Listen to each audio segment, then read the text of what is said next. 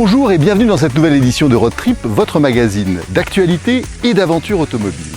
Je vous emmène aujourd'hui à la découverte du sud du Mexique, de la péninsule du Yucatan, pour un périple qui va nous amener des côtes du golfe du Mexique jusqu'à la mer des Caraïbes. Mais dans cette émission, nous découvrirons également ensemble les automobiles qui ont marqué l'actualité. Au programme des crossovers, des berlines, des cabriolets. Tout de suite, on découvre le sommaire en images. Dans cette édition de Road Trip, nous partons à la découverte de la Peugeot 508, la plus attendue des berlines. Yannick Aleno est notre invité, nous l'emmenons sur circuit. La plus musclée des compacts, l'Audi RS3. Enfin, Marisol Lopez nous livre les secrets de son Yucatan.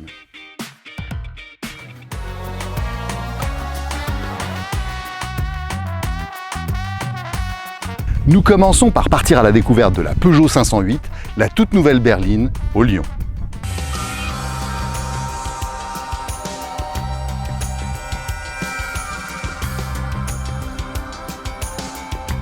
On y est, au volant de la tant attendue Peugeot 508. Sa mission, redéfinir la vision qu'on peut avoir aujourd'hui de la berline à la française. Alors on vous invite à la découvrir en images sur les routes du sud de la France.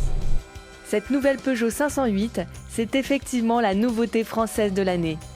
Le constructeur mise beaucoup sur sa berline radicale pour booster son image et ses ventes. Elle a la lourde mission de démontrer le meilleur du savoir-faire maison. Et pour prendre le temps d'observer son style atypique, nous nous sommes arrêtés dans un véritable écrin, la Villa Eufrésie de Rothschild. Dans notre finition GT et cette couleur rouge qui souligne sa sportivité, la 508 capte les regards. Sa modernité saute aux yeux. Son regard souligné par ses crocs lumineux lui donne beaucoup de caractère. Nul besoin de grosses calandres pour ça. Derrière ses formes fluides et épurées se cachent quelques détails subtils, à l'image du bossage sur le toit, des ailes largement bombées ou du bouclier équipé de sorties d'échappement rondes.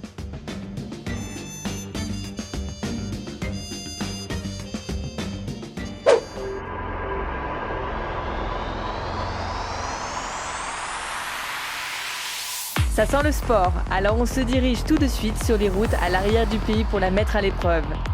Sur ce ruban de bitume escarpé, on profite du moteur essence PureTech 225 chevaux. Ce bloc qui mène royalement la Lionne sur autoroute démontre son potentiel ici.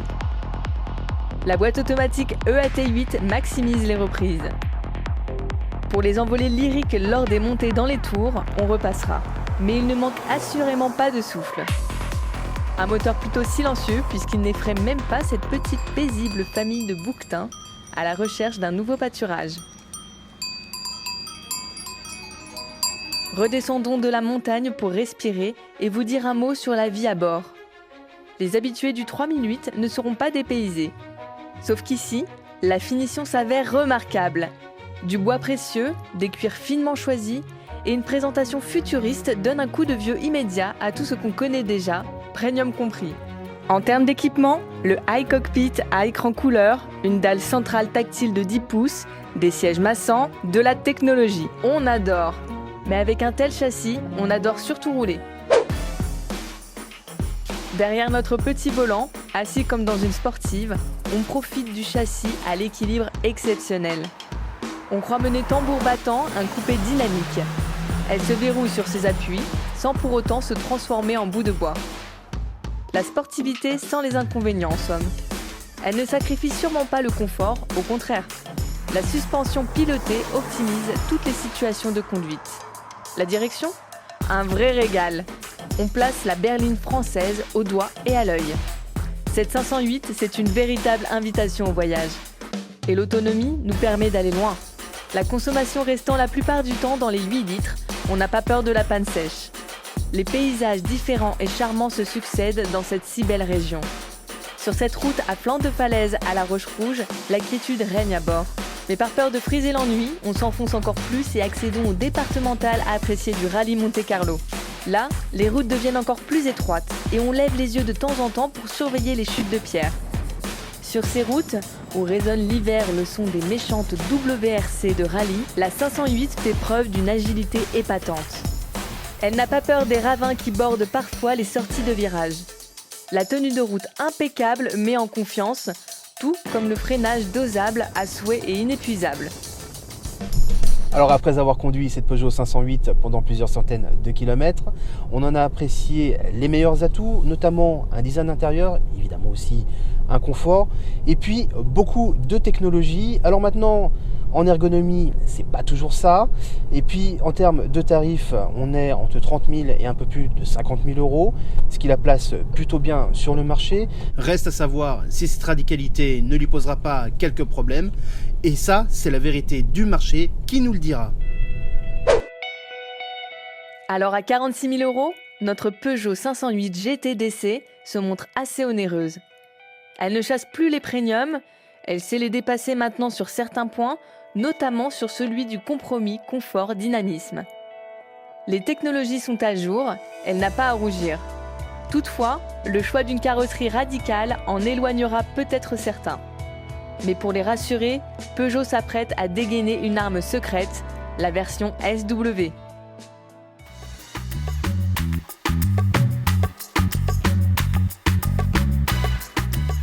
Ce road trip démarre donc sur la côte ouest du Yucatan. Nous quittons Celestún, situé sur le golfe du Mexique, connu pour sa superbe mangrove, une réserve naturelle de 600 km². L'ensemble du site a été classé réserve de biosphère par l'UNESCO sous le nom de Ria Celestún. Elle abrite d'innombrables flamants roses et beaucoup d'autres espèces. On y trouve aussi des eaux vives sous-marines ou ojos de agua. Nous prenons la direction du village d'Izamal, donné pour l'un des plus beaux de la péninsule.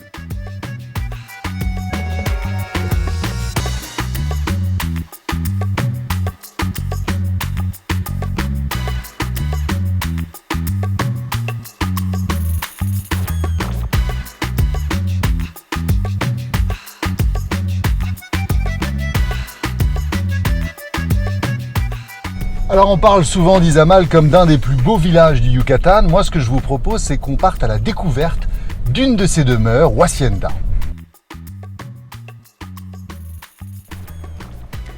Nous nous trouvons à présent à l'intérieur de l'hacienda. Alors il s'agit plutôt d'une hacienda des pueblos, puisque traditionnellement l'hacienda c'était une grande exploitation agricole, à l'époque où le Mexique s'appelait la Nouvelle-Espagne, pas besoin de commenter, mais elle en reprend les éléments caractéristiques, c'est-à-dire un bâtiment principal à usage d'habitation, des bâtiments secondaires à usage administratif, et surtout elle est construite autour d'un patio.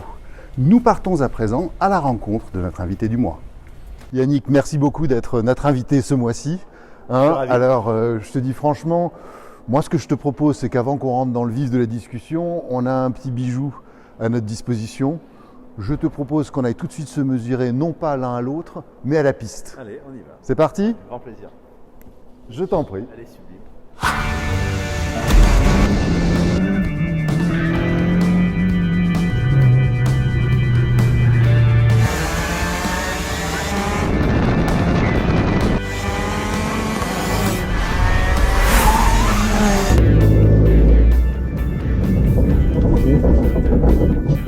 Donc ça glisse énormément.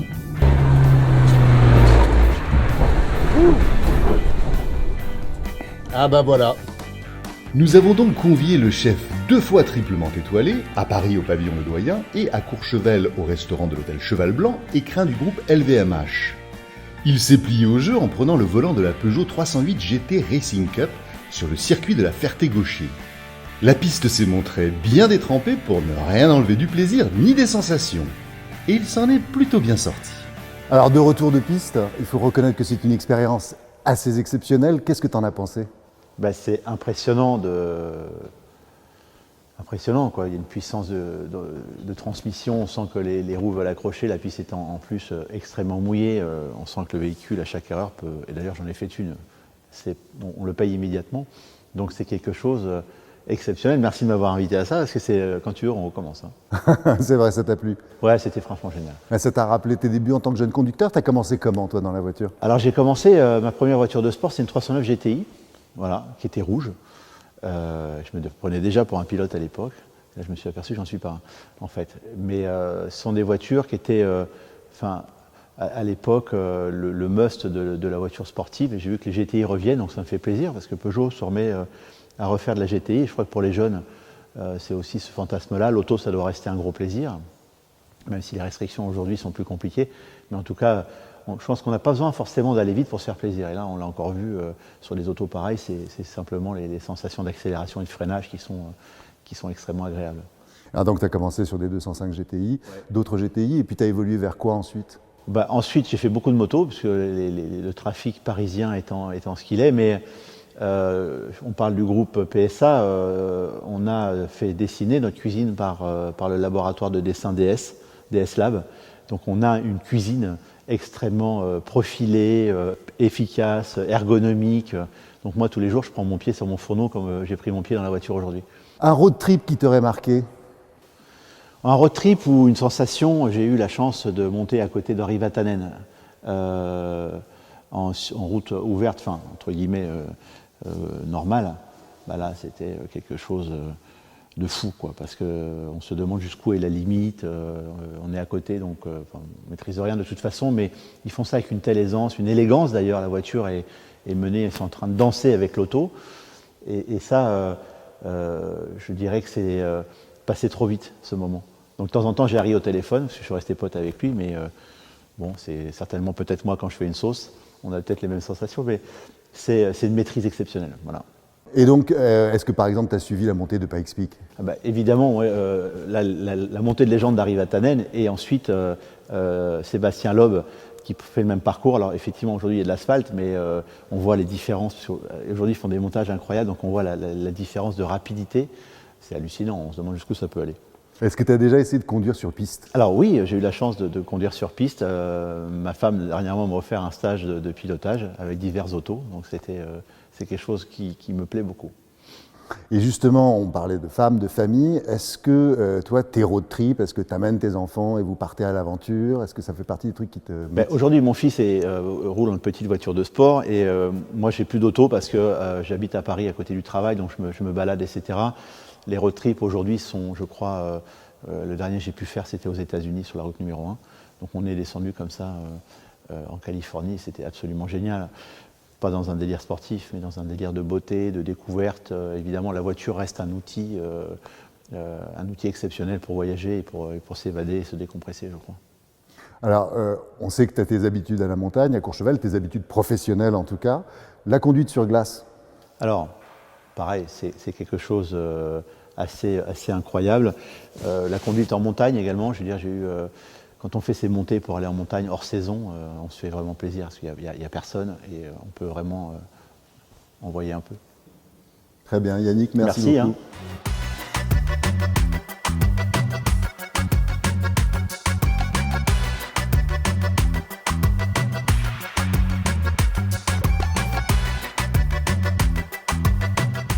Nous arrivons à présent sur le site d'Uxmal, le second site maya le plus important du Yucatan. Il y a à la fois le site que nous allons survoler un peu plus tard, mais il y a aussi cette espèce de musée impromptu de Defender.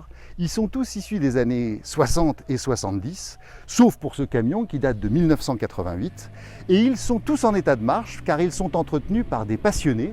Il faut savoir que ces franchisseurs ont un rôle tout particulier ici, puisque le site que nous allons survoler a été découvert en 1929 et qu'à l'époque, il n'y avait pas de route. Il s'agissait de pistes en très mauvais état puisqu'il pleut assez souvent ici. Et ces automobiles ont permis d'amener en fait les archéologues sur les sites.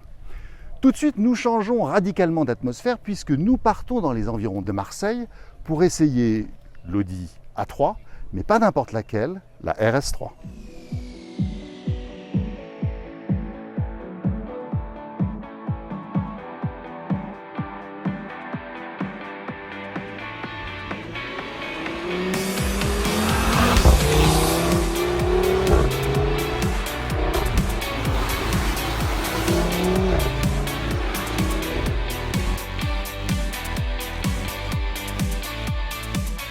Nous essayons aujourd'hui la nouvelle Audi RS3. C'est un petit bijou qui est proposé par Audi Sport. C'est la troisième génération. La première était sortie en 2011, la seconde en 2014. Alors moi, ce que je vous propose, c'est qu'on aille l'essayer dans l'arrière-pays des Bouches-du-Rhône, entre le col d'Espigoulier et la route des Crêtes.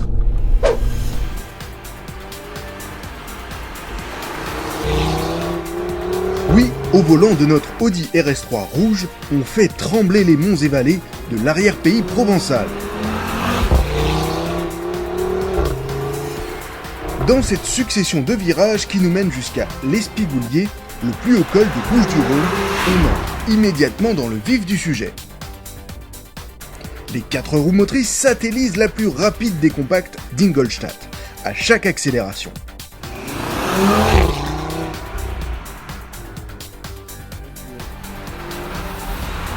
Rendez-vous compte, 400 chevaux, c'est déjà bien plus qu'il n'en faut pour perdre son permis chaque fois qu'on passe la seconde. Avec la motricité extraordinaire offerte par la transmission intégrale Quattro, nul besoin d'être un expert du pilotage pour aller vite. Et moi j'aimerais bien partager ces sensations avec un de nos essayeurs. Dis Siri, appelle Pierrick. J'appelle Pierrick Racoton-Iéna. Ouais Pierrick, tu vas bien? Bon dis-moi, histoire de te faire rager un petit peu, je termine mon essai au volant de l'Audi RS3 de 400 chevaux. Bah oui David, elle est peut-être bien ta RS3, mais moi là je conduis la version RS3 LMS. Ah bon? Je peux te dire que ça pousse très fort, c'est pas aussi puissant, mais franchement, le freinage et les vitesses de passage en courbe, c'est quelque chose.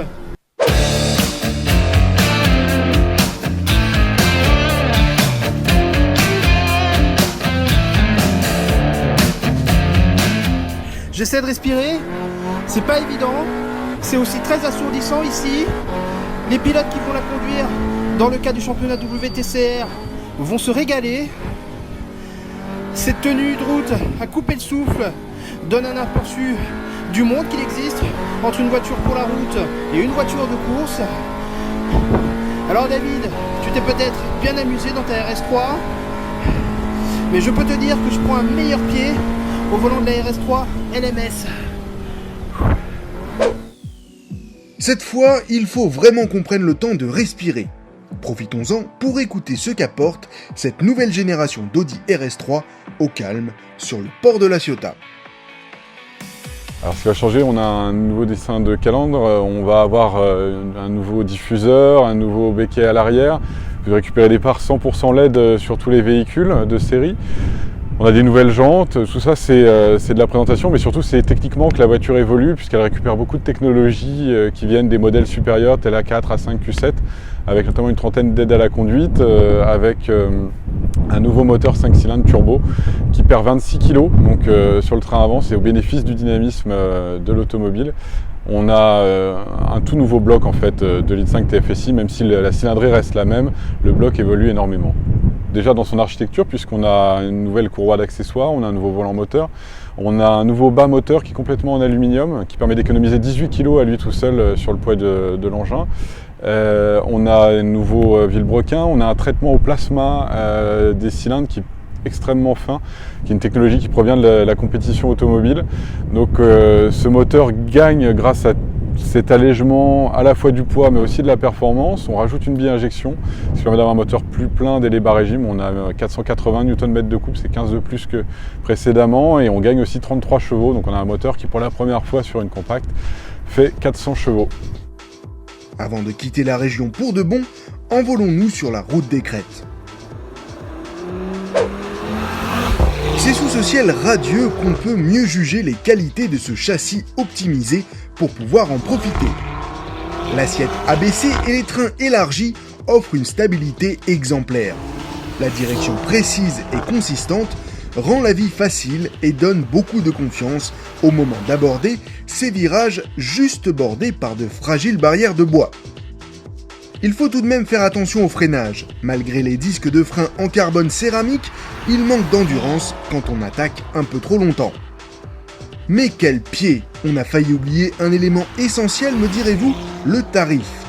61 500 € hors option, un montant auquel il faut ajouter 10 500 € de malus.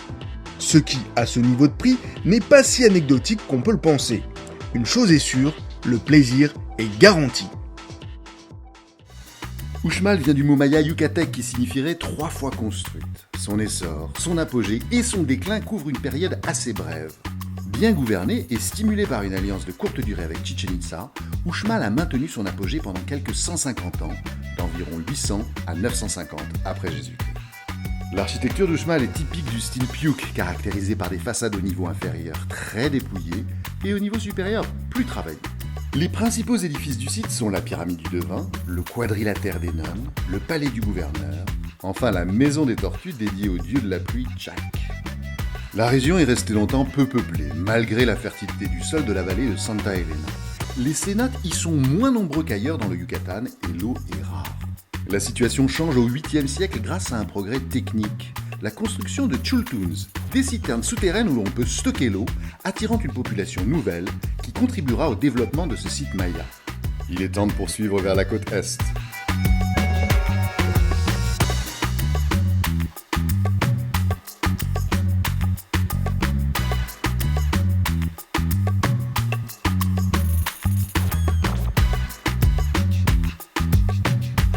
Les locaux sont une source d'informations intarissable pour nous aider dans nos road trips.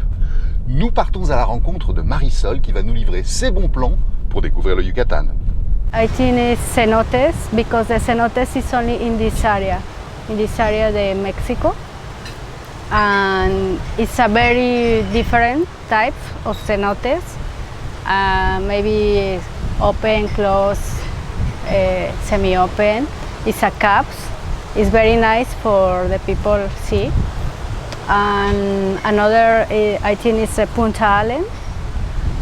And maybe Coba for the rims, because it's only rims the people climb. Here is in February is the carnival.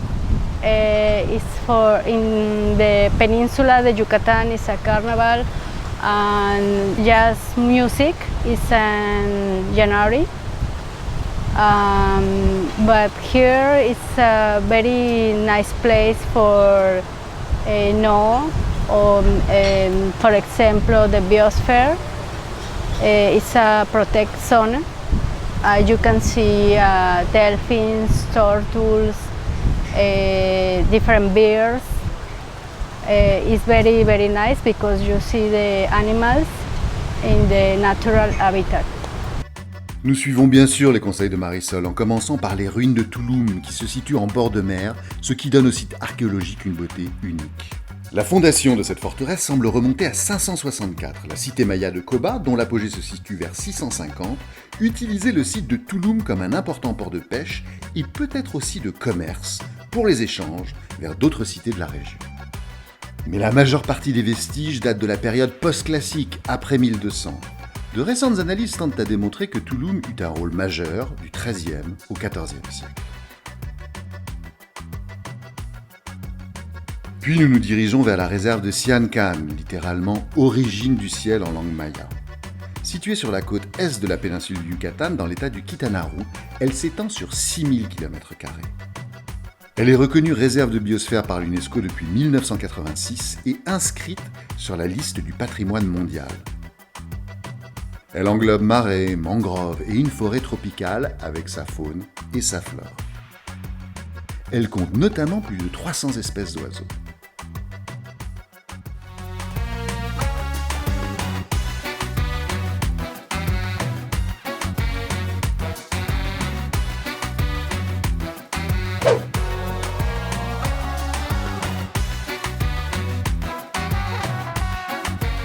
Et bien voilà, cette émission touche désormais à sa fin. Nous avons traversé la superbe réserve de Siancan. Derrière moi se trouve la mer des Caraïbes qui marque la pointe est du Yucatan. J'espère que vous aurez apprécié cette traversée et je vous donne rendez-vous sur le blogauto.com pour toutes les bonnes adresses de ce road trip.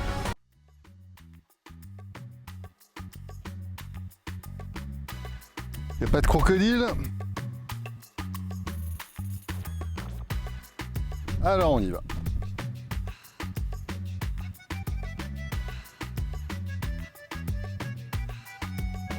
Bonjour et bienvenue.